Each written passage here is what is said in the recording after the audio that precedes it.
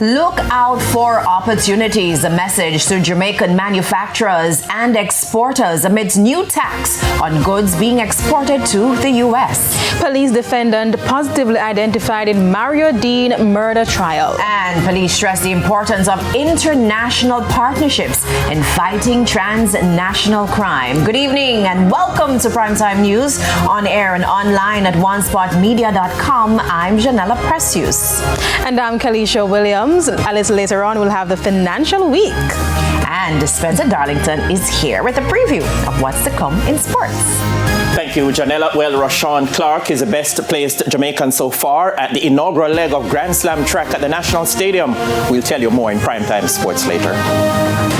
Thanks, Spencer. There's also sports commentary, E-Prime, and weather in this newscast. But before the break, the feedback question. This evening, we are asking, who are you most looking forward to seeing at the Grand Slam track event?